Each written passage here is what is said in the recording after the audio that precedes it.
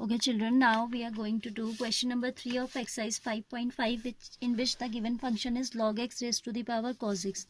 This is some exponential function which I have considered equal to y. Let y be this, and in this case we need to take log in order to make the working simpler, right?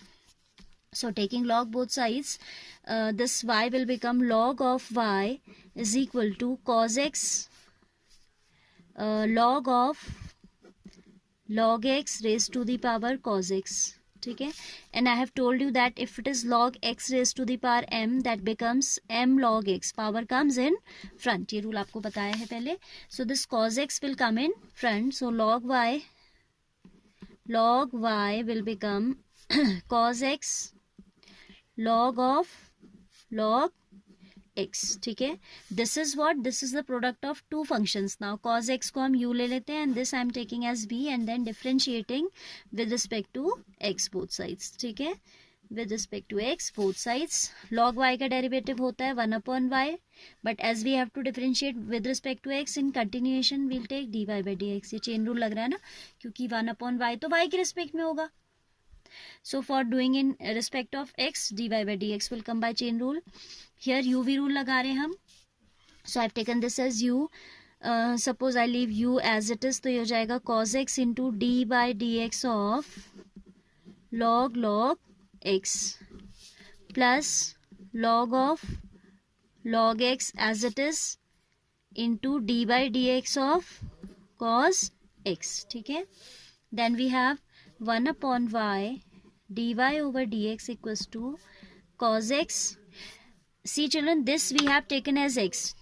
अगर हम इसको x की तरह deal करते हैं तो derivative आएगा 1/log x, and फिर चेन रूल से आएगा d by dx of log x. ठीक है, cos x तो ये आ जाएगा 1/log x into d by dx of log x plus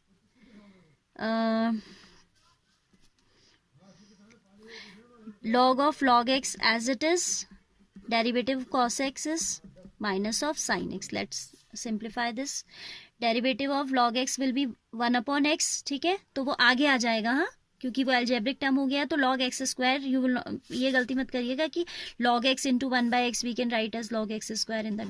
That is an algebraic term independent of log. तो वो इसके साथ यहाँ पे नहीं आएगी, वो x log x बनेगा. ठीक है, cos x upon x log x. How come x? d by dx of log x is 1/x, तो आगे आ गया. Plus into minus is minus sin x into log of log x. ठीक है, now this is the value of 1/y into dy by dx, whereas we want dy by dx, so this y will go here in multiplication. तो dy by dx की value आ जाएगी y into this whole, ये पूरा expression, that is equal to y is what? log x raised to the power cos x. क्योंकि देखिए y आपने खुद से कंसिडर किया है, y was not given, हमको तो केवल ये फंक्शन दिया था. तो ultimately we need to put back the value of y. जो क्वेश्चन में नहीं था वो आंसर में भी नहीं होना चाहिए, right?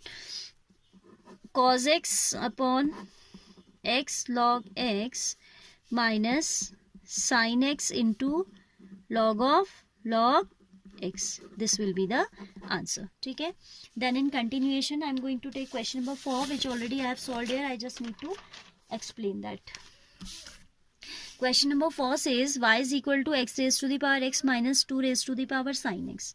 This is the difference of two functions going on. So for the sake of simplicity only, I have just separated these. Separate तो है ही, मतलब मैं इनको I am dealing with these separately. ठीक है, एक साथ नहीं करके, क्योंकि बिकम्स लेंदी इन राइटिंग और कंफ्यूजन भी क्रिएट होता है, इसको अलग अलग ही किया जाता है. ठीक है, so I have taken x raise to the power x as u and this 2 raise to the power sin x as v.